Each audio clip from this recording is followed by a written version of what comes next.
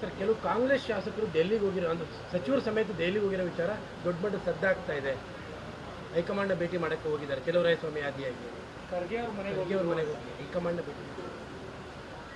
ಚಲುವರಾಯಸ್ವಾಮಿ ಹೋಗಿದ್ದಾರೆ ಎಲ್ಲೋ ಗೊತ್ತಿಲ್ಲ ನನಗೆ,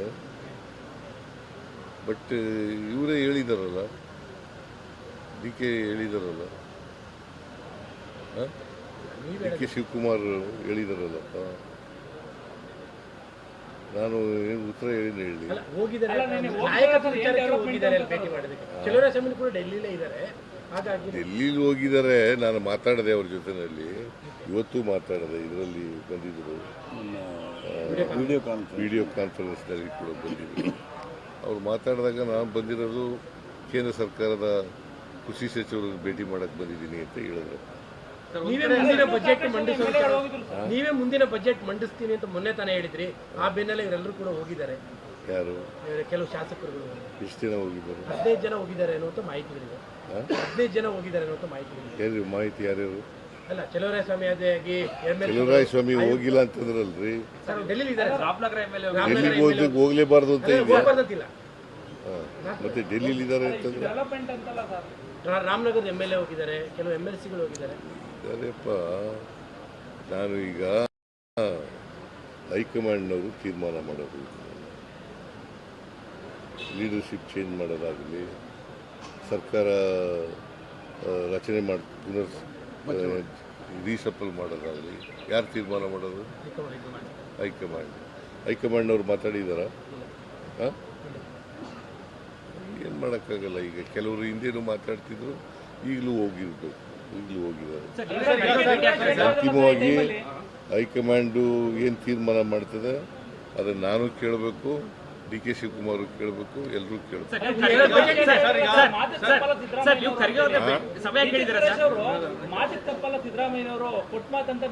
ಹೌದು, ಈಗಲೂ ಮಾತು ತಪ್ಪಲ್ಲ. ನಾನು ಎಲ್ಲ ಗ್ಯಾರಂಟಿ ಯೋಜನೆಗಳನ್ನೆಲ್ಲ ಜಾರಿ ಮಾಡಿದ್ದೀವಿ.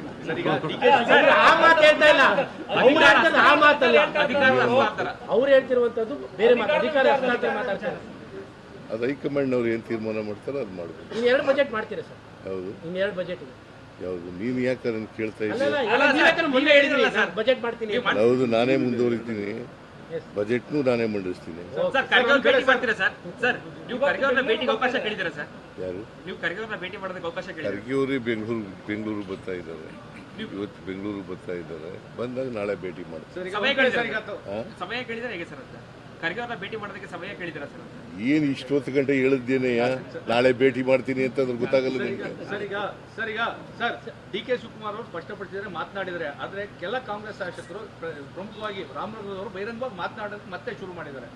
ಸೊ ಶಾಸಕರುಗಳು ಮಾತಾಡಬೇಡಿ ಅಂತ ಹೇಳಿ ಒಂದು ಕರೆ ಕೊಟ್ಟಿತ್ತು, ಆದರೂ ಮಾತನಾಡ್ತಾ ಇದ್ದಾರೆ ಅಂತ ಹೈಕಮಾಂಡ್ನವರು ಹೇಳಿದಾರಾ? ಅವ್ರು ಏನು ಹೇಳ್ತಾರೆ ಅದರ ಪ್ರಕಾರ ನಡ್ಕೊಳ್ಳೋದು. ಶಾಸಕರುಗಳು ಒಂದೊಂದು ಮಾತು ಹೇಳಿದ್ರೆ ಕಾರ್ಯಕರ್ತರಲ್ಲಿ ಗೊಂದಲ ಆಗ್ತದೆ ಅನ್ನೋದು ವಿಚಾರ ಸರ್. ಅದಕ್ಕೆ ಹೈಕಮಾಂಡ್ ಏನು ತೀರ್ಮಾನ ಮಾಡ್ತದೆ ಅದು ಎಲ್ಲರೂ ಕೂಡ ಭದ್ರ ಆಗಬೇಕು. ಶಾಸಕರು ಭದ್ರ ಆಗಬೇಕು, ಮಂತ್ರಿಗಳು ಭದ್ರ ಆಗಬೇಕು, ನಾನು ಭದ್ರ ಆಗಬೇಕು, ಡೆಪ್ಟಿ ಚೀಫ್ ಚೀಫ್ ಮಿನಿಸ್ಟರ್ ಶಾಸಕರಿಗೆ ಹೇಳ್ಬಿಡಿ ಕಠಿಣವಾಗಿ ಮಾತಾಡೋದು ಬೇಡ, ಯಾಕೆ ಹೈಕಮಾಂಡ್ ಮಾತಾಡ್ಲಿ ಅಂತ. ಯಾರಿಗೆ ನೀವು ಸಲಹೆ ಕೊಡ್ಬೋದಾ ಅಂತ ನಿಮ್ಮ ಶಾಸಕರಿಗೆ? ಯಾಕಂದ್ರೆ ಅಲ್ಲಿಂದ ಹೈಕಮಾಂಡ್ ಏನ್ ಹೇಳ್ತದೆ ಅದೇ. ಹೈಕಮಾಂಡ್ ಯಾವಾಗ ಹೇಳುತ್ತೆ ಸರ್? ಹೈಕಮಾಂಡ್ ಯಾವಾಗ ಹೇಳ್ಬೋದು? ಹೇಳ್ತೀವಿ. ಯಾವಾಗ ಹೇಳ್ಬೋದು ಅಂತ ಸರ್? ಹೈಕಮಾಂಡ್ ಯಾವಾಗ ಹೇಳ್ಬೋದು? ಕೇಳು.